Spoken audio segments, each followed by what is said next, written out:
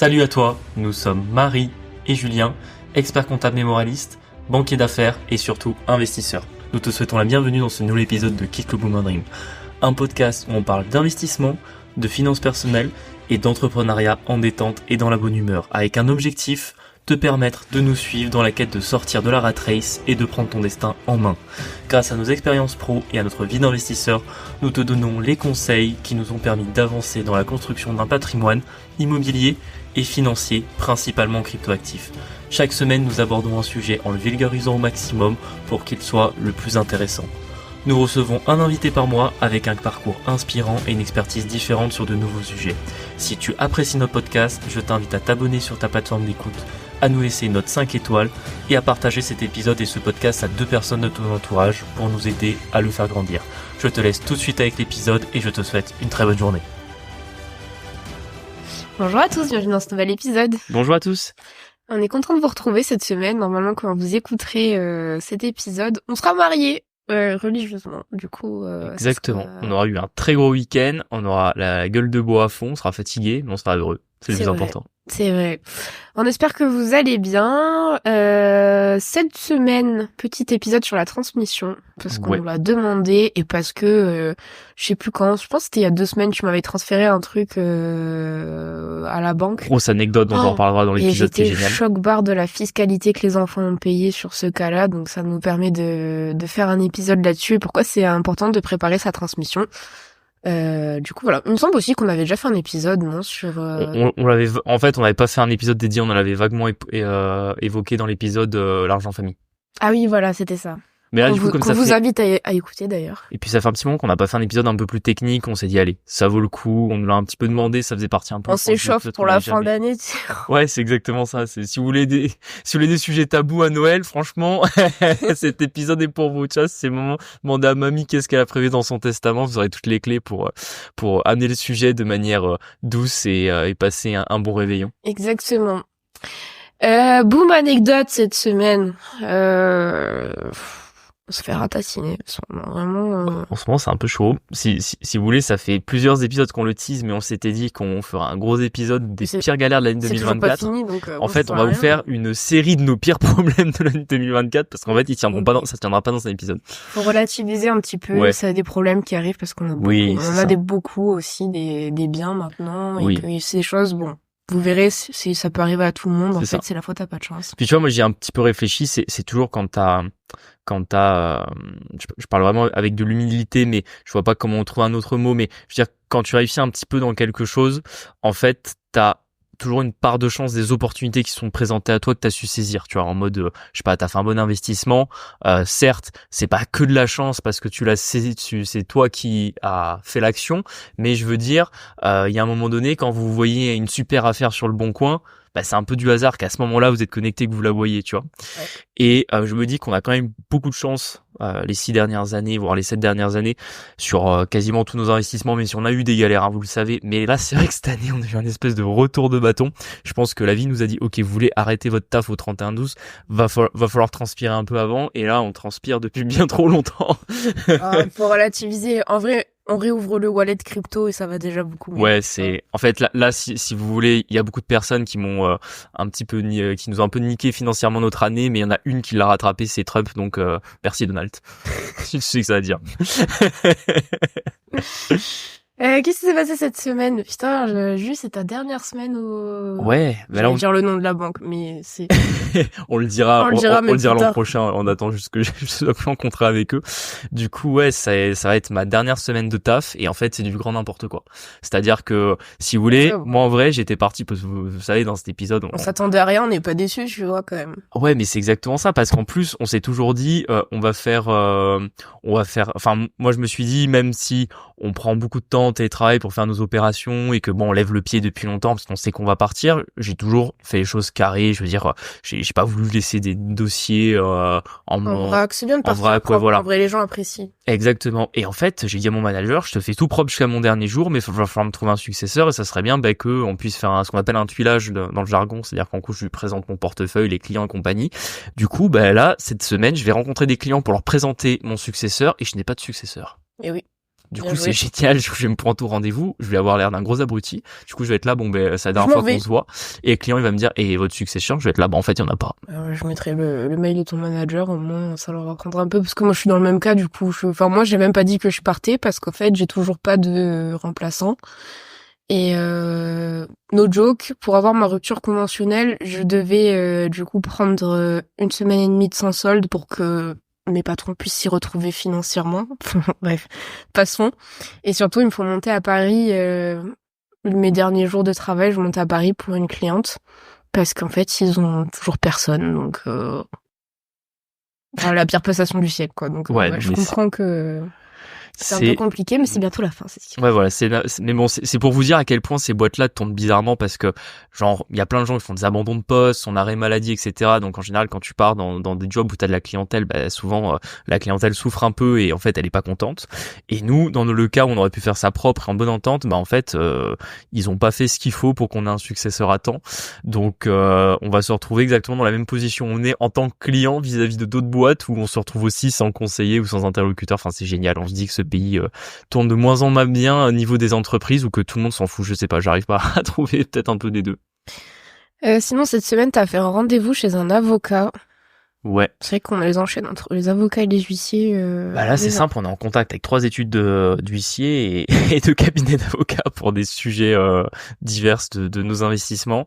Et ouais, un gros rendez-vous avec un avocat, je peux pas tout dire maintenant parce que en fait ça fera l'objet d'un des épisodes et qu'en fait si je commence maintenant ça va nous niquer le sujet du jour.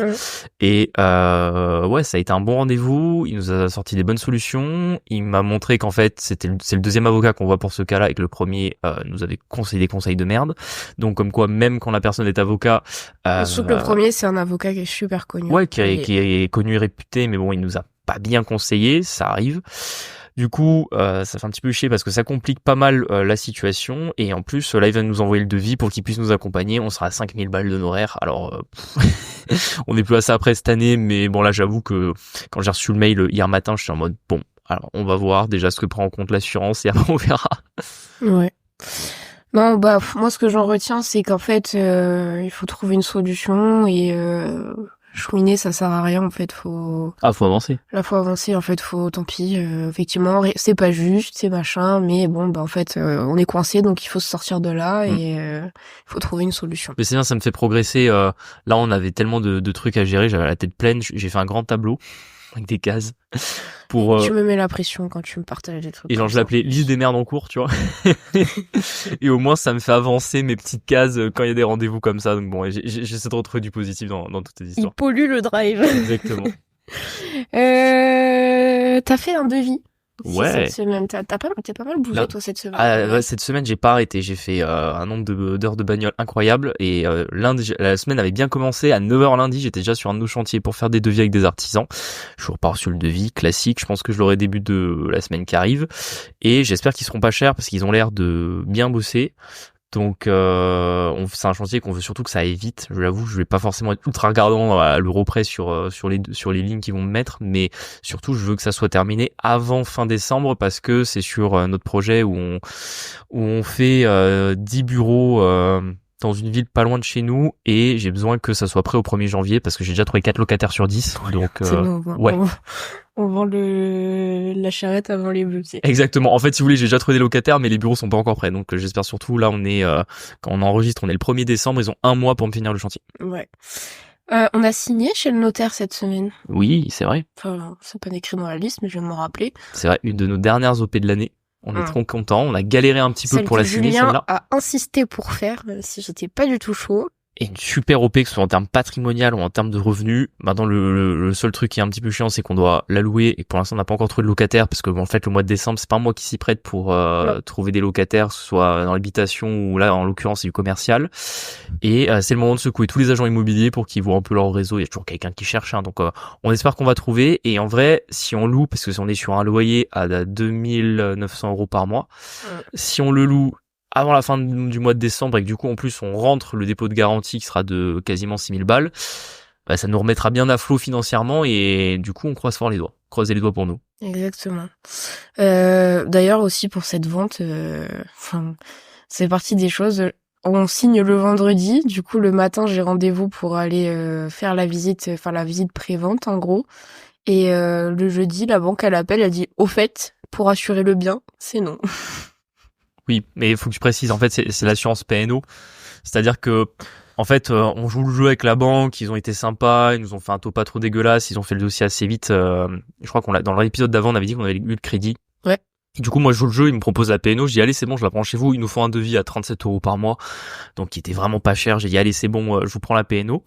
Et, pas de nouvelles pendant quasiment une semaine. Je me rappelais jeudi soir à 18h pour me dire ouais en fait on peut pas assurer parce que je sais pas le bâtiment d'à côté il y a des pneus et que les pneus c'est dangereux. Enfin bon bref c'était une excuse un peu bidon mais c'était pas tout à fait de sa faute en fait. Moi travaillant en banque je vois un peu comment on gère les back office assurance.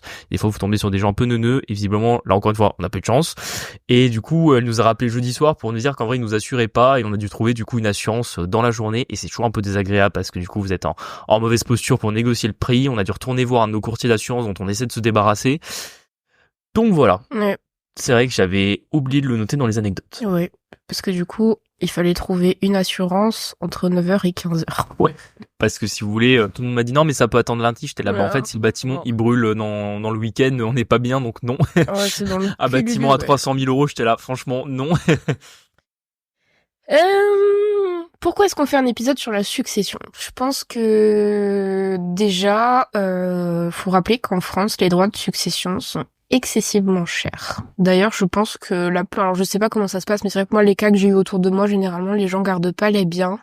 Ils vendent pour l'IMO en tout cas, et parce qu'en fait, les droits de succession sont tellement élevés que t'as pas les finances généralement pour garder. Et du coup, Julien a eu un cas il y a 2-3 semaines où en gros c'est des enfants qui ont 18 et 21 je crois. Oui, au moment du décès, ils avaient 17 et 21. C'est super jeune, leur papa était pas vieux du tout. Et il est mort à 59 ans. Et il est mort à 50 ans et en fait ils se sont 59. retrouvés, pardon 59. Et ils se sont retrouvés, super jeunes quand même pour mourir comme ça, et ils se sont retrouvés avec un patrimoine colossal sur les bras, une administration fiscale qui est là en mode les sous. Et forcément, en fait, personne n'avait anticipé la succession, donc ils la prennent pleine balle, en fait. Bon, moi je suis arrivé un peu tardivement sur ce dossier-là. Pour un truc bête, hein, ils avaient ils avaient un compte titre à liquider. C'est comme ça que le dossier est arrivé dans mes mains. Mais du coup, j'ai pu échanger avec l'avocat que j'avais déjà rencontré avant et Tu veux faire une petite anecdote sur cet avocat ou pas? Ouais, allez, ça fera rire un peu. Avant qu'on attaque le sujet sérieux, allez, peut-être un dernier sujet pas sérieux. En fait, cet avocat, c'est chez lui que je devais faire mon alternance. À l'époque, j'étais en master 2. Et en fait, je vais éviter de dire des noms d'oiseaux, mais en fait, il m'a mis un plan. Ouais, c'est ça. Il m'a mis faux bon une semaine avant de démarrer l'alternance, je pense, ou 15 jours avant. Il avait pas signé les papiers, je crois. Enfin, je sais plus. Non, il avait pas signé les papiers justement en mode j'avais calé l'alternance avec lui. Je démarrais l'alternance le 1er septembre et j'avais du coup calé avec lui au mois de mai. J'avais passé les entretiens, etc. En plus, cabinet d'avocat vraiment boomer à l'ancienne. Genre lui pas si vieux, hein. L'avocat avec qui j'avais vu devait avoir 40-45 ans. Par contre, ses associés vraiment genre si on devait faire un jeu vidéo avec des boomers, c'était le boss final, tu vois. Et du coup, bref, ils me valident le truc et je sais pas pourquoi ils m'ont planté mi-août. Parce que justement, je leur avais dit que j'étais pas forcément sûr de passer en fait, j'avais pas fait l'examen du pré-capa parce que j'avais choisi le pré-capa, c'est l'examen pour entrer à l'école d'avocat. J'avais choisi de pas le faire avant mon master 2 pour faire un stage en banque qui m'avait ensuite permis justement de en arriver où on en est aujourd'hui, et visiblement ça lui avait déplu et il avait, au lieu de me le dire genre au mois de juin, parce qu'en fait j'avais toujours été transparent avec lui, il me l'avait dit vraiment genre mi-août, 2 semaines avant, et c'est là où heureusement la banque où j'avais fait mon stage avait pu me prendre en alternance, donc la banque que je suis en train de quitter aujourd'hui. Donc voilà, c'était pour l'anecdote de cet avocat, donc je l'ai revu. Bon, je sais pas, il se rappelle même pas de toi, je crois. Mais si, il se rappelle très bien de moi. Après, bon, je suis pas quelqu'un. Il se rappelle de sa quenelle ou pas? Je pense, ouais. Ah si, quand même. Bah, je pense. Après, moi, je suis pas rancunier. Franchement, je m'en fous. De toute façon, je suis. En fait, dû me remercier du coup. Bah, c'est ça. Je devrais presque le remercier parce que on n'en serait pas là si j'avais été faire l'alternance chez eux. Surtout que. C'est vrai que t'avais un peu l'avocat dream à ce moment-là en plus. Genre, c'était quand même dans les. Ouais, en fait, c'était dans les possibilités. Ouais. Et en plus, en alternance, ils m'auraient payé genre 800 € par mois. Au final, j'avais été bossé en banque et j'avais été payé 1800 par mois. Donc franchement, j'ai aucun regret qui m'ait mis une quenelle au dernier moment, même si forcément, je l'avais pas apprécié sur le coup. Voilà, bref, c'était l'anecdote complètement... Le monde est petit, souvenez-vous-en. Exactement. Il faut toujours se concocter comporté quand même de manière assez correcte envers les gens, parce que là, c'était pas correct au final. Bon. Ouais. Bon bref, on revient à nos moutons. Du coup, on était sur La succession. sur la succession où ils viennent vers moi pour liquider un compte titre parce que c'était sur une grosse holding qui est en gestion dans la banque où je travaille. Et en fait, du coup, l'avocat m'envoie tout le dossier et je comprends que les deux enfants, en fait, le décès a déjà eu lieu il y a quasi 1 an et demi maintenant. Et normalement, quand il y a un décès, le notaire doit liquider la succession dans les 6 mois. C'est-à-dire que quand il y a des droits de succession à payer, ils doivent être payés dans les 6 mois du décès. Je crois qu'il y a une petite tolérance quand même, non? On peut pas étaler à 1 an en vrai. Non, alors, en fait, au Sur bout l'IMO, ça me paraît compliqué déjà. Non, c'est tout le problème. En fait, au bout de 6 mois, t'es en retard. Donc, à la limite, s'ils sont sympas et te font péter les pénalités de retard, tu vois, ce qui est rare, mais normalement, c'est au bout de 6 mois que tu dois les payer, enfin maximum en 6 mois. Et le souci, c'est que du coup, étant donné que du coup le papa est mort très brutalement, que ses enfants étaient super jeunes, en plus ils étaient mariés en séparation, les parents peut-être divorcés, ça je t'avoue que j'ai pas la réponse. Ce que je sais, c'est qu'en tout cas, elle apparaît pas. Non, la maman n'apparaît pas dans les documents. Dans le pire des scénarios, elle était peut-être aussi décédée, j'avoue que je les connais pas assez bien pour le savoir. Bref, ils se retrouvent du coup orphelins, 17 et 21 ans au moment du décès. Moi, quand je les vois, ils ont genre 22 et 18. Je les ai eus il y a quelques semaines et en fait ils ont du coup hérité d'un patrimoine de quasiment 20 millions d'euros. Le papa avait vendu sa boîte pas longtemps avant de décéder, il avait une grosse holding où il avait tout son patrimoine avec de l'immobilier payé, avec ses comptes titres avec du cash, etc. Le problème, c'est qu'en soi, c'est pas liquide, c'est-à-dire que quand les enfants n'ont hérité, certes, la boîte avait du cash, mais la boîte n'avait pas du cash sur les comptes, c'est du cash placé. Et en plus, quand tu dois payer les droits de succession, c'est toi en nom propre qui dois les payer, la société peut pas les payer pour toi. Du coup, ils se retrouvent, en fait, le notaire leur dit bonjour, vous devez 4,5 millions à l'administration fiscale de droits de succession. Parce que du coup, comme c'est une très grosse succession, que ça n'a pas été optimisé, bah, ils passent en gros dans les tranches maximales à 45% et plus. Parce que pour rappel, du coup, la succession en France, dès qu'on décide de l'optimiser, ça fonctionne avec des abattements, du coup. Ouais. Et des paliers d'imposition. C'est ça. C'est-à-dire que là, en l'occurrence, c'était des enfants, ils avaient droit à 100 000 par tête d'abattement. Et rien du tout face à ce qui est rien du tout. Et après, vous aviez un barème progressif. Et en gros, vous êtes rapidement dans la tranche à 40-45% dès que on est sur une succession un peu grosse, qui était le cas en l'espèce. Donc, le notaire leur dit, ouais, vous devez 4 millions d'euros d'administration fiscale. Et eux, savent pas comment les payer parce que, bah, si vous voulez, ils sont pas du monde des affaires. C'est un monde de jeunes qui sortent du lycée. Je pense déjà, bah, ils étaient dans le décès d'avoir perdu un parent relativement jeune. Et en plus, certes, on pourrait se dire, bon, ils sont quand même tranquilles pour le reste de leur vie, parce que c'est vrai que là, même après avoir payé les 4 millions, il leur reste genre 8 millions chacun, tu vois, donc, c'est énorme. En soi, ils ont peut-être même pas besoin de travailler, mais là, ils sont quand même embêtés par l'administration fiscale qui leur dit, faut que vous payiez ou on saisit tout, et ils savaient pas comment faire, quoi. Donc, j'ai trouvé le cas assez, vraiment, c'est cas d'école plus tu vois, où en fait tu vois que malheureusement t'as des situations qui s'amènent, c'est-à-dire que certes il va leur rester vraiment énormément d'argent après, mais de un, ça n'a pas été optimisé, ça n'a même pas été optimisé en termes de coûts à payer à l'administration fiscale, ça n'a pas été optimisé en mode comment est-ce qu'on peut les payer. En mode, eux, ils étaient là, en fait, pour eux, les banquiers, ils savent pas ce que c'est, un expert comptable, ils en avaient jamais vu, un avocat encore moins, et ils sont là, en fait, qu'est-ce qu'on fait, tu vois? Du coup, bien sûr, faut que l'expert comptable clôture les comptes, fasse l'inventaire des bilans des entreprises. Faut qu'il y ait un avocat fiscaliste, du coup, qui s'est mis dans l'histoire. C'est le fameux avocat dont je parlais tout à l'heure dans mon anecdote, qui est venu aller négocier avec l'administration fiscale, d'avoir au moins un délai et de proposer une solution pour essayer d'amortir un peu le coup, parce que forcément, la contrôleuse des impôts, elle était, en fait, si dans un mois c'est pas payé, moi je bloque tout. C'est-à-dire qu'en plus, ils ont 19 ans, viennent de perdre leur daron, et si vous voulez, l'État va venir bloquer leur compte, tu vois, donc ils pourront même plus payer à manger. Enfin, vraiment une situation what the fuck. Quand tu vois où elle amène, mais il faut revenir à la racine de ce problème qui est un chef d'entreprise qui est certes décédé jeune, mais qui n'avait absolument pas anticipé ces questions-là. Et du coup, je trouve que ça fait l'épisode du jour parce que on parle toujours de faire du patrimoine, de générer du cash, mais si à un moment donné tu as des enfants, tu commences à prendre de l'âge et tu te poses pas la question de ta transmission, c'est quand même un certain problème. Je pense aussi que cet épisode va s'adresser éventuellement à ceux qui sont peut-être jeunes, mais qui à l'inverse sont peut-être des parents ou des grands-parents qui ont un peu de patrimoine et qui n'ont jamais abordé le sujet avec eux. C'est pas dire qu'il faut dire à mamie de vous donner tout son pognon, mais au moins d'aborder la question. C'est bien d'en parler parce qu'au moins déjà pour vos héritiers, ils ont pas à chercher partout ou quoi que ce soit, et effectivement, au moins vous ferez soulever, mais beaucoup moins que si rien n'avait été prévu. Peut-être qu'on peut parler un petit peu des donations. Oui. Alors, les Ça, on va dire que avant peut-être qu'on reparle des donations, faut qu'on prenne un petit peu dans l'ordre comment se passe une succession en France. Un peu quelles sont les règles de base. Déjà, qu'est-ce que tu peux faire de ton argent en France quand t'as des enfants? Tu peux pas te permettre en fait, tu peux pas les déshériter. Ils ont une quotité disponible qui leur est réservée, c'est-à-dire qu'on appelle ça des héritiers réservataires. Donc par exemple, quand vous avez un enfant, vous ne pouvez disposer au moment de votre succession que 50% de votre patrimoine. Donc par exemple, votre enfant, il a au moins droit à la moitié, le reste vous pouvez faire ce que vous en voulez, ce que vous en voulez. Pardon, je suis vraiment fatigué aujourd'hui, je suis mal à parler.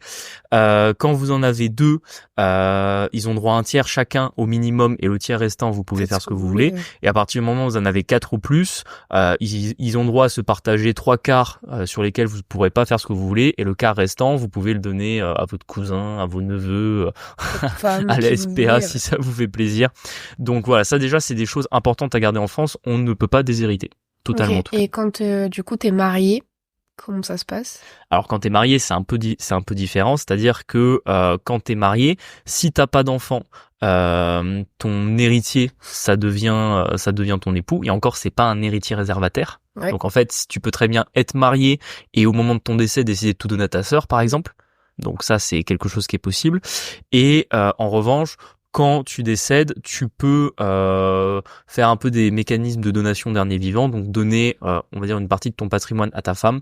Et le fait que tu aies des enfants, ça va parfois mettre un délai sur ce que normalement tu aurais dû donner à tes enfants. Ta femme va pouvoir l'utiliser. C'est un peu le cas pour pas que, imaginons, c'est le chef d'entreprise, on revient dans le cas tout à l'heure, le chef d'entreprise, c'est lui qui a travaillé, qui avait les revenus de la maison, enfin de la famille, pardon. La femme, elle a jamais bossé, elle a pas de revenus. Si tout part aux enfants, elle se retrouve sans rien, sans maison, sans revenus. Donc il y a des mécanismes où en fait la femme va pouvoir récupérer les 3/4 du patrimoine de l'époux en usufruit, c'est-à-dire qu'en gros elle va pouvoir les garder jusqu'à son propre décès, et seulement après ça ira aux enfants. J'ai un pote qui est dans ce cas-là, du coup. Oui, qui est coincé à cause de ça. Avec ça, Après, c'est des mécanismes qu'on met en place. Là, c'est dans ce cas-ci, c'est pour protéger, sa femme, voilà, la femme du défunt, donc ou le mari dans l'autre cas. Tu vois, c'est des cas qui sont faits ainsi pour justement venir protéger la famille et éviter qu'on soit dans des situations où quelqu'un qui vivait bien se retrouve sans rien, quoi. Exactement. Du coup, tu disais, donc toi, t'as les enfants, héritiers réservataires, les parents ou pas? Alors, les parents, c'est ce qu'on appelle, c'est un peu des héritiers en dernier ressort. C'est-à-dire que ça va être des héritiers. Si t'as pas d'enfants, pas de femme, effectivement, c'est par égal tes frères et sœurs et tes parents qui vont se le partager.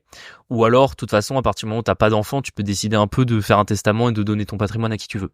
Ouais, genre comme Brigitte Bardot qui veut tout Voilà, donner, exactement. Ou par exemple, il y avait comment il s'appelle, tu sais, le gars qui était dans la mode, Karl Lagerfeld. Ouais, qui avait fait don à un gars qui était absolument pas de sa famille. Oui, je fais quoi le mannequin là, Ouais, qui s'était retrouvé à payer 70% de droits de succession sur ce qu'il avait reçu, mais bon, ça faisait quand même une somme colossale. Et sachant que voilà, ça c'est un peu les règles de base de qu'est-ce que vous pouvez faire de votre argent au moment de votre décès, et après il y a comment ça va être taxé. En général, ceux qui vont être le moins imposés, ça va être vos enfants. C'est là où vous avez le plus gros abattement, c'est un abattement de 100 000 €, et après, en plus, vous avez un barème progressif qui est certes important parce que la dernière tranche est jusqu'à 45%, mais qu'il est finalement moins que quand vous faites des donations à des personnes qui sont pas vos enfants. Ce qu'on appelle la ligne directe. Donc, par exemple, quand vous donnez à vos frères et sœurs, à vos neveux, ou par exemple à un tiers, la fiscalité des abattements va s'alourdir. On va pas dérouler les abattements ici, vous tapez ça sur Google, vous les verrez parce que ça n'a pas de vocation qu'on les regarde ici ensemble. Mais ce qu'il faut retenir, c'est grosso modo, quand vous êtes un tiers, donc après un cousin au 4e degré, quand vous recevez une donation, vous êtes directement taxé à 60%. Je suppose que du coup... Quand tu décèdes, du coup, c'est tout ton patrimoine qui est basculé sur tes héritiers. L'IMO, on parle de quel montant? Est-ce qu'on a le droit il y a des techniques un petit peu pour tricher ou pas? Tricher ou optimiser, c'est pas tricher qu'il faut dire, c'est optimiser. Alors, oui. Parce que moi, j'ai eu le cas il y a pas si longtemps, on m'a dit, on minore. Et j'étais là, Minorer, typiquement, c'est quelque chose à ne pas faire parce qu'en réalité, quand vous allez minorer de l'immobilier, vous reportez le problème. En mode, je ne sais pas, il y a quelqu'un qui décède, il avait une maison qui vaut 400 000 €. Ouais. Si dans la succession, vous marquez 200 000, le problème, c'est que du coup, derrière la maison, faut que vous la gardiez. Parce que si dans la succession, vous avez marqué que la maison, elle valait 200 000 et que un an après, vous la revendez 400 000, L'administration fiscale va dire comment ça se fait que mon ref il y a a un an la maison elle valait 200 000 et maintenant elle vaut 400, tu vois. Ouais. Donc ça peut vous créer en fait des problèmes qui vont être délayés, sachant que des fois la fiscalité sur alors si votre RP non, mais si c'était par exemple un bien immobilier on va dire classique, vous allez vous retrouver avec de la fiscalité sur la plus-value immobilière, vous aurez peut-être pu éviter en déclarant la juste valeur avec le notaire quoi. Et sachant que normalement votre notaire est censé pas tricher non plus, tu vois, c'est quand même un officier ministériel. Il doit te le dire le notaire en mode oula, c'est pas au prix du marché. Il a un devoir de conseil là-dessus. Il a un devoir de conseil à l'égard de vous. Il a aussi un devoir en tant qu'officier ministériel de pas truander l'État, si tu veux. Donc ça peut vraiment être un problème. Moi, je conseille les biens immobiliers, vous les évaluez à la juste valeur. Vous pouvez faire des petits mécanismes de décote. Par exemple, déjà, il y a un abattement qui existe, c'est la résidence principale d'un défunt. Pour ses enfants en ligne directe, il y a droit à un abattement de 30%. Donc voilà, ça permet déjà de minorer un petit peu la facture. Vous pouvez aller jouer un petit peu, disons si la maison elle vaut 400 000, vous la mettez 350, tu vois, mais il faut pas la mettre à 200. Ça c'est sûr que vous allez face à des gros problèmes, ou alors vous êtes en mode la maison on la garde 20 ans de plus. Ok, et pour le patrimoine financier, du coup... Là, de toute façon, tu peux pas tricher vu qu'ils ont les montants. Ouais, mais par exemple, je sais pas, si t'as un compte titre ou quoi, les plus-values deviennent imposables, ou tu peux garder ton portefeuille, ou... Alors, les plus-values sont imposables, tout à fait. En fait, si t'as un portefeuille, tu prends la valeur du portefeuille au moment du décès. Donc, faire aussi attention, si jamais derrière, il perdait de la valeur, tu pourrais pas la déduire. C'est vraiment combien valait chaque action ou chaque titre au moment du décès. C'est fou, ça. Et ça te permet quand même de purger les plus-values. Donc si par exemple c'était des très grosses plus-values sur des actions qui avaient jamais été prises parce qu'elles n'étaient pas vendues, moi en général les comptes titres, soit vous pouvez les garder parce qu'en soi ce que vous allez hériter c'est pas la valeur, c'est les titres directement, vendez-les. Enfin franchement je vois pas vraiment de cas. Des fois j'ai des clients qui font ça, en plus c'est super compliqué, tu vas faire des transferts de titres entre deux comptes titres. C'est pas très intéressant sauf dans le cas d'une donation. Une donation, ça on en reparlera tout à l'heure, ça peut l'être un petit peu, mais franchement dans le cas d'une succession, vendez tout, récupérez le cash et refaites une stratégie pour vous directement. Et en ce qui est pour les biens démembrés, comment est-ce que ça se passe? Alors le démembrement de société ou autre Alors le démembrement d'un bien immobilier, tu vas avoir en fait la séparation entre l'usufruit et la nue propriété. Ouais. Donc l'usufruit c'est plus ou moins la jouissance et la capacité d'en tirer des fruits, donc le mettre à la location, et la nue propriété c'est un peu le propriétaire final d'un bien immobilier, pour le résumer, le schématiser un petit peu. Donc quand vous avez un bien, c'est quand vous faites ce qu'on appelle un démembrement. En général la personne qui démembre, on va dire les parents, vont garder l'usufruit, c'est-à-dire qu'ils gardent la jouissance et les fruits du bien immobilier. Ils donnent la nue propriété aux enfants. Et en fait quand tu fais ça, tu ne fais finalement donation que de la nue propriété. Oui. Tu fais pas une donation de l'intégralité du bien à tes enfants. Donc, ce qui va se passer, c'est qu'on va estimer la valeur de la nue propriété en déduisant combien vaut l'usufruit. Parce que finalement, tu leur donnes un peu, c'est comme si tu leur donnais que la moitié. Tu leur donnes pas l'intégralité du droit de propriété en tout cas. Tu gardes l'usufruit. Cet usufruit-là, pour l'estimer, tu prends l'âge de la personne qui le garde. Donc là encore, tu as un tableau qui est donné par l'État. Vous pouvez le chercher sur Google, c'est facile. Grosso modo, chaque fois que vous passez la dizaine, par exemple, quand vous avez entre 50 et 60 ans, l'usufruit vaut 50%. Et quand vous passez au-dessus de 60 ans, il passe à 40%. Donc plus tu le donnes... Donc c'est-à-dire plus tu donnes tard, plus ton usufruit il sera faible, plus la valeur de ta nue propriété que tu vas donner à tes enfants sera élevée. Oui. Donc en fait, il vaut mieux les donner tôt. Les démembrements, faut les faire le plus tôt possible. Ok. Pourquoi ? Parce que je vous donne un cas simple. Revenons sur la maison de 400 000. Ouais. Disons que vous avez 51 ans, vous décidez de faire donation à vos 2 enfants. La maison vaut 400 000, vous la démembrez, du coup vous donnez la nue propriété à vos enfants. La nue propriété, comme vous avez 51 ans, l'usufruit vaut 200 000, la nue propriété vaut également 200 000, vous la donnez à vos 2 enfants, donc vous divisez par 2, on est à 100 000 qui reviennent par enfant, vous êtes dans l'abattement en ligne directe, vous donnez la maison gratuitement à vos enfants. Et au moment où vous décédez, en fait, il y a la réunification de l'usufruit et de la nue propriété, donc vos enfants récupéreront la pleine propriété de la maison, et il n'y aura pas de retaxation à ce moment-là. Intéressant. Donc c'est très intéressant. C'est, je pense, le plus gros mécanisme d'optimisation en termes de fiscalité de la succession que tu peux faire en France. Ouais. Les démembrements, c'est hyper puissant. On pourra en reparler, je pense, un peu plus tard dans l'épisode, quand tu ajoutes après des sociétés, qu'est-ce que tu peux faire sur les sociétés, etc. Parce que tu as vraiment des clés où là, tu peux aller chercher du levier pour éviter de te faire trop matraquer fiscalement. Mais c'est vraiment la première chose à faire. Après, moi, ce que je pense qui est le plus important quand tu fais une succession, et ça vraiment c'est ce que tu vois le plus quand t'es, on va dire, dans du conseil, de l'accompagnement sur des personnes qui veulent optimiser leur transmission, c'est que plus t'as de biens immobiliers qui n'ont pas été démembrés, plus vaut mieux que tu les vendes rapidement, en fait. Si tu veux, si tu te retrouves à 80 ans, t'as encore un gros patrimoine immobilier que t'as pas démembré, faut mieux que tu le vendes. Parce que ça veut dire que quand tu vas décéder, tu vas uniquement transmettre de l'immobilier ou quasiment de l'immobilier à tes enfants ou tes petits-enfants. Et le problème, c'est que ça sera pas liquide. Ils vont se retrouver chez le notaire, va falloir les faire estimer, faut payer les droits de succession dans les 6 mois. Ouais. Donc ils vont se retrouver avec des droits de succession à payer sur des biens non liquides sur lesquels ils vont mettre plus de temps à récupérer de l'argent pour pouvoir payer les droits. Donc tu peux vraiment te retrouver dans un cas où tu mets, par exemple, on en revient à l'anecdote que j'avais en début de cet épisode, aux 2 enfants qui se retrouvent avec un patrimoine certes de 20 millions d'euros mais qui est absolument pas liquide, bloqué, ouais. Et ils sont dans la capacité de pouvoir payer les droits de succession, administration fiscale et avec les conséquences néfastes qui peuvent arriver derrière, quoi. Ouais, j'ai vu, c'était salé, les taxations qu'elle voulait appliquer, la dame. Ah oui, c'était forcément tu te retrouves avec des pénalités de retard. Alors ça aussi j'ai plus le montant, je crois qu'on est à 3% par mois, un truc comme ça en ce moment. Il faudrait que je revoie, hein, je vous le dis de tête. Mais voilà, ça va vous coûter un sacré chèque de plus, enfin en tout cas à vos héritiers, et c'est pas sympa de vouloir laisser entre guillemets un cadeau empoisonné. En fait, vous avez un gros patrimoine immobilier, vous vous dites bon, au moins mes enfants ils pourront le récupérer. Ouais, mais en fait si vous leur donnez pas du cash à côté qui leur permettent de payer les droits, en fait vous leur faites juste un cadeau empoisonné, ils risquent de vendre l'immobilier à la casse. Et c'est souvent là où quand t'es investisseur immo, tu fais les meilleures affaires, c'est sur des successions. Ouais, non, on en a fait, hein. On en a fait, nous, hein. Donc, des gens qui se retrouvent justement à la succession avec des biens immobiliers, veulent juste s'en débarrasser, ils sont prêts à faire une grosse négociation sur le prix. Et en fait, en faisant ça, vous faites juste la richesse de la génération d'investisseurs immobiliers futurs, quoi. Tu veux qu'on parle un peu des stratégies, du coup, vu qu'on y est sur le démembrement et tout. Ouais, tout à fait. Bah, tout à l'heure, tu parlais des donations. La donation, ouais. Déjà, la donation, alors. Du vivant, hein, je précise. Du vivant. Bah, de toute façon, une donation. Ouais, du mort, oui, ça n'existe pas. En fait, si tu veux, c'est donation, succession. Donation, t'es vivant, succession, t'es mort, c'est vrai, tu vois. pardon. En France, ça faut le savoir, c'est que dans la plupart des pays du monde, et c'est assez intéressant, c'est que souvent les successions sont plus fiscalisées que les donations. Par exemple, chez tous nos voisins européens, c'est le cas.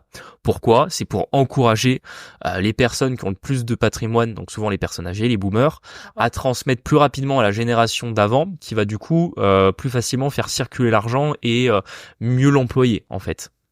Donc d'un point de vue économique, c'est logique. Ouais. Simplement en France, ils n'ont pas voulu le faire pour certaines raisons dont vous imaginez bien les conséquences, et ils ont aligné les régimes de la donation de la succession. Donc en fait aujourd'hui, en termes de purement d'abattement et de droit à payer administration fiscale, tu n'as pas de grands avantages à faire des donations plutôt que des successions. Si tu veux faire une donation, c'est juste parce que tu veux le faire plus tôt. Ouais. Mais ça fera pas moins payer à tes héritiers, si ce n'est que plus tôt tu donnes, moins si disons que c'est par exemple un bien immobilier, il prendra de valeur, tu vois. En mode. Mais tu peux le faire plusieurs fois du coup la donation. Par contre la donation tu peux la faire plusieurs fois. Le problème c'est les durées de renouvellement des abattements. C'est long quand même. Faut savoir qu'avant 2011 c'était tous les 6 ans, donc tous les 6 ans tu pouvais donner 150 000 euros par enfant. Et après 2012 ils l'ont passé à 100 000 euros et tous les 15 ans. Et honnêtement tous les 15 ans c'est long. Parce qu'en réalité, la plupart des gens, quand ils sont en capacité de faire de donations à leurs enfants, ils ont entre 50 et 60 ans. Bah, au final, pourront le faire 2 fois maximum. Ils font un tour de donation et après c'est fini. Et après c'est fini. Exactement. T'imagines le temps déjà qu'il faut pour se construire un patrimoine, attendre d'avoir tous tes enfants et tout. Bah, en fait, il s'est déjà passé 40 ans. Tout à fait. Où t'as pas pu le faire, quoi. Donc c'est vraiment le problème en France, c'est que faire des donations, le problème que tu vas avoir, c'est rapidement le coût que ça va faire, sachant que ça c'est peut-être un des avantages que t'as à faire la donation, c'est que c'est le donateur qui peut prendre en charge les droits. En mode, vous voulez donner 500 000 euros à un de vos enfants. Disons que ça coûte, je sais pas, on va arrondir à 50 000 euros de droits de donation. Soit tu donnes 500 000 et c'est ton enfant qui doit les payer, les 50 000 euros, donc il aura 450 000 net. Ouais. Soit tu lui donnes 500 000 et c'est toi qui payes les 50 000 de droits de donation. Du coup, il aura bien 500 000 net. Tu vois ce que je veux dire ? Ah oui. D'accord. Bah, en fait, vaut mieux que tu les payes toi, du coup. Il vaut mieux que tu les payes toi, parce que... C'est un égo à faire avec, du coup, les enfants. En vrai, il faut quand même les sortir, tu vois, donc... Bah, il faut quand même les sortir, mais moi, je trouve que dans tous les cas, quand tu donnes du cash, vaut mieux que donner du cash net de droit, vaut mieux que tu payes les droits, parce que sinon, en fait, ça veut dire que tu donnes une somme cadeau plus... empoisonné, tu sais. Ouais, non, mais c'est pas cadeau plus empoisonné, c'est-à-dire qu'en gros, comme c'est des barèmes progressifs, en réalité, ça va coûter moins cher de donner 450 000 et d'utiliser 50 000 pour payer les droits que de donner 500 000 et de devoir payer 50 000 ou un peu plus. Tu vois ce que je veux dire ? Ouais, je vois. T'as même des mécanismes d'optimisation bêtes et simples à faire comme ça. Sachant que c'est toujours pareil, imagine t'as un très gros patrimoine. Si tu sens que tu commences à être âgé et que c'est le moment de transmettre, vaut mieux que tu donnes la plus grosse partie de ton patrimoine rapidement, parce que tu pourras payer les droits. Alors, et du coup, tes droits, ils seront en gros déduits de ta succession, parce que ce que tu payes maintenant, tu n'auras plus besoin de le donner demain, enfin, le transmettre demain. Alors que si tu attends ta succession, ils vont prendre la totalité de ton patrimoine, ils vont devoir payer beaucoup de droits eux-mêmes dessus. Tu vois le truc? Donc en vrai, c'est vrai que la donation, c'est quand même un outil d'optimisation, même si par rapport à d'autres pays, c'est beaucoup plus limité. Les SCI, ça c'est notre cas. Donc c'est pas mal aussi les SCI en vrai.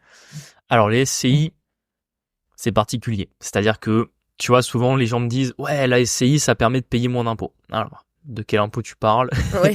Et par rapport à quoi, tu vois? C'est-à-dire que la SCI, ça sert à beaucoup de choses. C'est un outil d'investissement. Nous, par exemple, dans notre cas, on s'en sert pour investir ensemble dans de l'immobilier à l'impôt sur les sociétés. Oui. Et dans le cadre d'une succession ou d'une transmission, tu peux utiliser la SCI, ou tout type de société d'ailleurs, ça fonctionnera pareil, pour faire de la transmission en faisant le démembrement dont on avait parlé sur l'immobilier tout à l'heure. Tu peux typiquement faire la même chose sur une SCI. Alors, moi je l'ai déjà vu, je sais que là où je travaille, il y a un usage de faire ça. Moi je trouve ça un peu tendu quand même. C'est-à-dire ? Ce qu'ils font, c'est que ils démembrent les parts de SCI. Tu gardes l'usufruit ou je sais pas quoi, pendant c'est 30 ans je crois, et après tu récupères. Non, là tu viens de confondre un truc. Ouais. Là t'as confondu le démembrement temporaire d'usufruit. Ah oui voilà c'est ça. Ouais. Oui mais ça n'a rien à voir. Et c'est pas dans les successions. Autant pour moi. Alors les démembrements temporaires d'usufruit, gardez-le si vous voulez dans un coin de votre tête, on en reparlera un jour dans un autre épisode, mais ça n'a rien à voir du coup avec les successions. Ça si tu l'as vu, effectivement c'est tendu, vaut mieux pas qu'il le fasse. Ouais. Mais non, moi le démembrement dont je parlais, c'est le démembrement des parts, en mode les parents gardent l'usufruit des parts de la SCI et les enfants auront la nue propriété. On revient dans le même cas que tout à l'heure. En gros, tu transmets moins cher parce que du coup, les droits, tu vas uniquement les payer sur la nue propriété des parts et pas sur l'usufruit. Donc, grosso modo, tu vas donner si on schématise, tu vas donner ta SCI à moitié de sa valeur à tes enfants. Donc, tu payeras moins de droits. Et au moment de ton décès, tes enfants récupéreront la pleine propriété de la SCI et ils ne seront pas refiscalisés. Et sachant que dans ta SCI, tu peux mettre plein de choses. D'ailleurs, on dit SCI pour Société Civile Immobilière, mais d'un point de vue strictement civil, c'est une société civile. T'es pas obligé de rajouter le I immobilière, et tu peux mettre ce que tu veux dans la société civile. Tu peux mettre du cash, tu peux mettre des biens immobiliers, tu peux mettre... J'ai des holdings qui sont des SC en vrai. Ouais, mais après, ta holding, ça peut être une SC, ça peut être une SAS, ça peut être une SARL, peu importe. Et le mécanisme, en tout cas, du démembrement au départ sera exactement le même. J'ai un client qui a une SARL en holding, il l'a démembré au profit de ses filles, et lui, il a gardé l'usufruit, il a donné la nue propriété, du coup, à ses filles. Sachant que ça c'est peut-être ce que je rajouterais sur la SCI, et pour moi c'est un des outils les plus puissants, c'est que tu peux aussi imaginer, par exemple quand tu es dans les cas d'investissement locatif, entre guillemets, toi tu veux garder souvent ce qui se fait, alors c'est un outil de transmission, oui et non, quand tu lèves de la dette avec la SCI, parce qu'en réalité tu démembres la SCI pour 0, tu donnes la nue propriété des enfants, tu gardes l'usufruit, ta SCI lève une dette, elle achète un bien immo, et le locataire, enfin le loyer du bien immobilier remboursera le frais de la SCI. Ça c'est un cas classique que font souvent les parents avec leurs enfants pour commencer à créer du patrimoine plus tard pour les gosses. Et un autre mécanisme que tu peux faire, c'est vendre ton bien immobilier. Par exemple, disons que tu avais un immeuble locatif, tu vends ton immeuble locatif à ta SCI, donc tu repayes un petit peu des droits d'enregistrement, ça c'est vrai.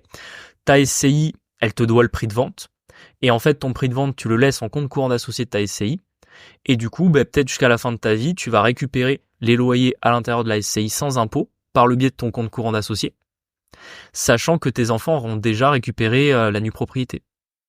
Ok. Tu as compris ou pas ? Oui, j'ai compris. Ouais. C'est-à-dire qu'en gros, tes enfants, ils payent pas de droits de donation parce que la SCI, elle vaut 0, vu que elle a un bien immobilier et une dette en face qui est le compte courant d'associé. Et toi, pourtant, en même temps, tu récupères tous les mois gratuitement les loyers qui arrivent sur le compte de la SCI, car tu récupères ton compte courant d'associé. Alors, il y a quand même une taxation des loyers, ça sera l'impôt sur les sociétés dans la SCI. Mais je veux dire, si par exemple, tu es très fiscalisé, au lieu de payer 50% contre l'impôt sur le revenu et les prélèvements sociaux, tu payes que 15% d'IS. Et tous les mois, tu prends le reste du loyer en revenu, qui est pas un vrai revenu, vu que c'est un remboursement d'un compte courant, tu vois. J'ai bien compris. C'est vrai que c'est pas mal, ça. Assurance vie. Alors là, tu peux nous expliquer, parce que j'ai souvent des gens de notre âge qui me disent, ouais, mon conseiller en gestion de patte ou mon banquier m'a proposé une assurance vie. Ouais, ça c'est. Et alors, en vrai, c'est intéressant l'assurance vie pour la succession, mais pourquoi est-ce qu'à notre âge, c'est pas intéressant? Alors, tu vois, typiquement, que t'as dit assurance vie, en ce moment, je regarde des vidéos YouTube sur le téléphone et j'ai pas YouTube Premium. Et en ce moment, j'ai tout le temps la pub de l'assurance vie. Tu sais, l'assurance vie est un produit accessible à tous. Je pense, vous l'aurez si vous l'avez déjà vu sur votre téléphone ou sur une pub YouTube. Et effectivement, à notre âge, ça sert pas à grand chose parce que personnellement, je trouve que c'est pas un bon outil d'investissement. En tout cas, si tu veux, en gros, si tu t'intéresses à l'investissement immobilier, une assurance vie avec du fonds en euros à 2%, c'est pas ce qui te permettra de fructifier ton patrimoine. Je pense que dans les placements à faire, elle arrive un peu loin dans la liste après, bon. Ben non, en fait, c'est justement pour ça. À notre âge, une assurance vie, ça sert quasiment à rien. L'assurance vie, elle récupère du sens avant 70 ans. Parce que quand tu verses des fonds sur une assurance vie avant 70 ans, tu changes de régime de transmission. C'est peut-être une des seules niches sur la transmission que tu as en France, c'est-à-dire que tes bénéficiaires, et je dis bien bénéficiaire, j'ai pas dit enfant, c'est-à-dire que ça peut très bien être ton neveu, ça peut être ton cousin, ça peut être un tiers. Tu peux le mettre bénéficiaire de ton contrat d'assurance vie, et par exemple ton contrat d'assurance vie fait 500 000 euros, ces 500 000 euros vont pas être taxés comme une donation ou une succession classique. Enfin, dans le cas de l'assurance vie, on comparera ça plutôt à la succession. En fait, tu vas avoir un autre régime qui va s'appliquer sur les sommes, un nouvel abattement de 152 500 qui est exclusif de l'abattement, par exemple, des 100 000 qu'on a parlé des enfants tout à l'heure. Donc on peut faire les deux, du coup. On peut faire les deux, tout à fait. Et en plus, tu as un autre barème progressif qui est moins élevé, qui a une première tranche à 20% jusqu'à 700 000 environ, donc c'est quand même énorme. Et au-dessus de 700 000, t'es à 31,25. Donc tout à l'heure, on disait que les successions, t'étais souvent à 40, 45, voire 60% quand t'étais un tiers. Donc ça veut dire qu'en utilisant l'assurance vie, tu peux vraiment diminuer de, je pense, entre 40 à 70% le montant des droits de succession que vont payer tes héritiers, tout simplement. En fait, du coup, faut la mettre en place assez tard dans la vie, non ?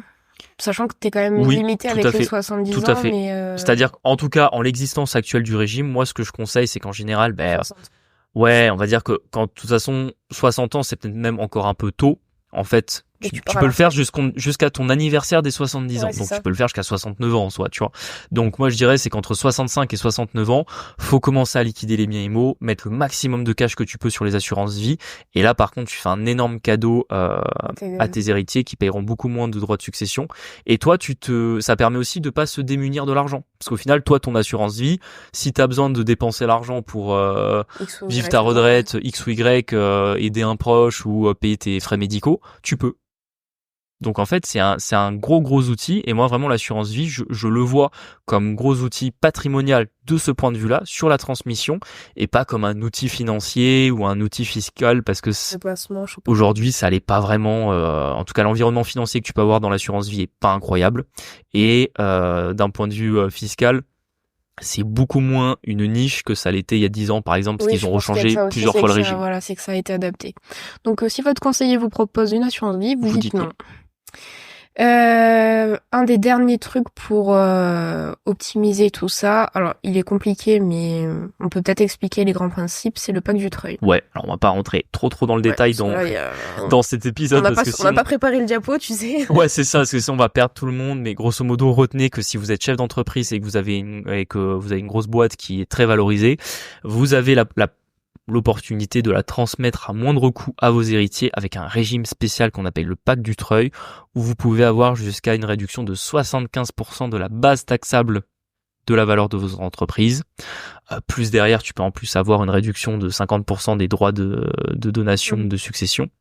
Donc, à la fin des fins, moi, ça m'est arrivé sur des dossiers avec des boîtes qui valaient parfois jusqu'à 5 millions d'euros. Ouais. Tu divisais parfois par 10. Vraiment par 10 le montant des droits de donation de succession. Ce qui est énorme. Donc là, retenez juste que ça existe. Ton client, il aurait dû faire ça en fait. Il aurait dû faire ça. C'est un peu tôt, mais... c'est vrai qu'effectivement, dans le cas dont on parlait tout à l'heure du gars qui est mort à 59 ans, s'il avait fait un pacte du treuil avec ses gosses, au lieu de payer 4 millions d'euros de droits de succession, je pense qu'ils auraient payé 300 ou 400 000. Ça fait nif quand même. C'est ok, tu vois. Ouais. Et moi, j'ai un client pareil qui a une franchise qui est assez connue. Et là, bon, les avocats, ils se sont gavés. Je sais pas pour combien, il faudrait que je compte combien ils ont facturé d'honoraires. Mais là, ils ont eu en place le pack du Treuil et c'est vraiment une bonne idée, je trouve, pour la transmission parce que maintenant il a 50 ans passés et au moins il s'y prend tôt et comme tu dis, en fait, il arrive une couille, au moins, ils ont tout est optimisé, ils paieront peu de droits de succession. Donc c'est bien. Ok. Bon, on va arriver petit à petit sur la fin de l'épisode sur comment tu planifies, que tu optimises avec des petits conseils simples, parce qu'encore une fois, on vous a donné un petit peu de matière technique, forcément, vous allez en retenir on n'a pas envie de perdre tout le monde. Voilà, c'est ça. Ouais. Donc en gros, c'est qu'est-ce qu'il faut faire concrètement. Là, vous n'êtes pas fiscaliste, la fiscalité c'est pas votre tasse de thé. Qu'est-ce que vous faites pour optimiser votre succession, ou si vous voulez conseiller mamie à Noël sur le sujet. D'abord, c'est d'anticiper. Ça me fait rire parce que je sais qu'il y a des gens qui se vexent, enfin des personnes âgées qui sont peut-être en âge de faire des transmissions, qui se vexent quand tu demandes ça parce que en mode tu le pousses déjà dans le cercueil. Tu le pousses dans le cercueil. Bah tu vois, typiquement par exemple ma grand-mère, tu vois, exemple perso, franchement le patrimoine de ma grand-mère, je m'en fous, tu vois, je compte pas dessus. Le seul truc qui me fait chier avec elle, tu vois, c'est qu'en gros déjà elle est dans un autre pays et en fait le jour où elle décède, on sait même pas ce qu'elle a. Ouais. Et vraiment ça me tue parce qu'en fait je lui ai même pas demandé d'optimiser ni rien. Enfin si ça avait dû le faire, ça aurait dû être fait il y a 10 ans, tu vois. Et le problème c'est que je lui ai même pas demandé d'optimiser ou je lui ai même pas demandé de me donner 1 euro. Je lui ai juste demandé de moins me faire galérer le jour où malheureusement elle serait plus là, de devoir appeler des établissements bancaires que je connais pas, de gratter à droite à gauche, d'aller voir un notaire dans un autre pays, enfin bon bref. Et c'est vrai que comme tu dis, c'est malheureusement les personnes âgées, des fois elles veulent pas aborder le sujet alors qu'elles ont l'impression que c'est pour les dépouiller alors que pas du tout, c'est juste que ça se prépare, c'est tout. Ouais, c'est ça. En mode moi j'aurais idéalement, imaginons ma grand-mère un peu parce qu'elle a pas d'ordinateur, hein, mais imaginons qu'elle a un ordinateur, elle m'aurait simplement fait un tableau Excel avec les numéros de compte, le numéro de son conseiller, etc. Et ça me suffisait, tu vois, ça veut juste dire que imaginons, je lui souhaite que ce soit dans 10 ans, peut-être ça sera plus le même conseiller, mais au moins dans 10 ans je vais pas perdre une semaine à chercher et fouiller dans sa maison les différents papiers pour vérifier qu'il y a pas une banque qui va se servir et pas rendre ce qui doit être rendu, tu vois. Si vous voulez être dans les bonnes grâces de Julien, faites-lui des tableaux Excel, il adore. J'aime bien ça. Du coup, tu m'avais coupé sur les 3 conseils. Pour moi, du coup, le premier dont on vient de parler, c'est l'anticipation. En fait, il faut commencer à en parler et dès 50 ans. Oui. C'est là où vous commencez à voir les grandes stratégies. Alors ça veut pas dire 50 ans vous êtes mort, hein, loin de là, mais en général 50 ans c'est aussi le moment où vos enfants, en fonction de quand vous les avez eus, commencent à avoir 20 ans. Enfin en tout cas ils commencent à être en conscience de ces questions. Donc c'est le moment où il faut aller voir des conseils, commencer à anticiper. Après des fois 50 ans, tu vois par exemple tu prends Warren Buffett, tu le prends à 50 ans et à 80 ans, je pense qu'à 80 ans il doit être 50 ou 100 fois plus riche qu'il était à 50. Donc bon des fois tu peux pas tout anticiper non plus, mais on va dire que pour la personne moyenne, si on devait faire quelque chose comme ça, en général, entre 50 et 80 ans, ton patrimoine, il va pas énormément évoluer, en général. Ouais. Donc, c'est pour ça que c'est un bon âge pour le faire. Il faut se renseigner avec des professionnels. Alors, plutôt des avocats. J'allais dire, tu conseilles qui? Parce avocat, que les gestions de pattes, ils sont là. Avocat, notaire. Ouais, alors tous ceux qui sont en gestion de patch, je les déconseille parce que eux ils vont surtout essayer de récupérer du flou à placer et du coup ils peuvent pas vous faire vraiment un conseil éclairé, même si en général ils vont venir vous conseiller gratuitement et vous savez toujours le problème c'est que quand c'est gratuit c'est vous le produit, c'est toujours pareil. Ouais.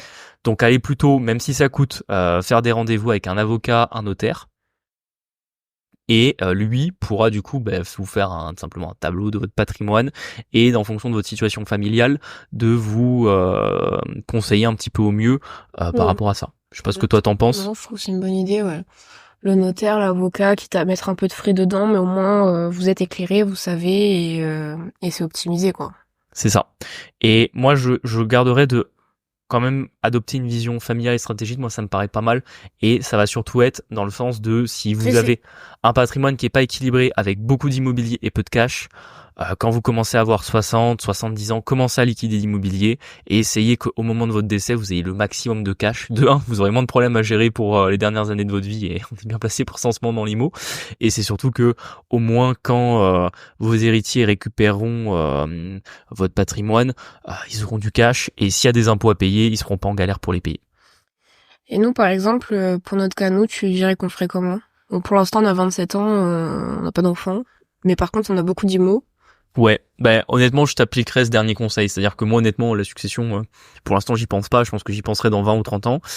Et par contre, dans 20 ou 30 ans, je pense qu'on commencera à avoir moins d'immobilier. Ouais, qu'on commencera à dégraisser. Regarde, on se place aujourd'hui, ça fait déjà 7 ans qu'on fait de l'immobilier, donc t'as déjà des prêts qui s'amortissent pas mal. Si maintenant tu te places dans 30 ans, en fait, on aura quasiment amorti 2 fois nos prêts, tu vois. C'est-à-dire nos prêts, ils auront été amortis maximum une première fois dans 15-20 ans. Et ça veut dire que même si on s'est réendetté derrière, dans 30 ans, on sera probablement quasiment à la fin des nouveaux prêts qu'on aura fait. Donc pour moi, ça sera le moment logique de commencer à dégraisser l'IMO. On aura moins d'effet de levier financier. Donc c'est le moment de vendre et de récupérer du cash. Et de toute façon, nos enfants, ils recevront 600 Ethereum et ça leur ira très bien. Et il vaudra 100 000 euros dans 30 ans, tu vois. Donc je le vois comme ça, tu vois. Ouais. On vous remercie d'avoir écouté cet épisode. Ouais, peut-être un dernier conseil que je peux donner. La spécialité de Julien, vas-y. N'imaginez pas que vous pouvez truander l'administration fiscale en utilisant les cryptos, parce que je sais que les banques, elles sont ultra smart sur le sujet. Et en réalité, il y a beaucoup de gens qui ont essayé justement de mettre leur patrimoine en crypto et dire que par exemple, ils avaient fait des plus-values pour masquer le fait qu'en fait, on leur avait transmis de l'argent. Je sais pas si vous voyez ce que je veux dire. Mais du coup, voilà, c'est un conseil, un petit warning, ne le faites pas, parce que peut-être que quand vous avez l'idée, vous vous sentez hyper malin, mais en réalité, il y en a d'autres qui l'ont eu avant vous. Et quand vous allez ramener l'argent à la banque, elle va vous demander de vous relever des plateformes d'échange et vérifier que vous avez bien gagné de l'argent via des plus-values et pas via tout simplement une transaction sur la blockchain, quoi. Donc soyez pas bêtes et faites pas ce type de petite magouille. Voilà, de petites magouilles, exactement. On vous dit à la semaine prochaine. Merci à vous, à très bientôt. Ciao.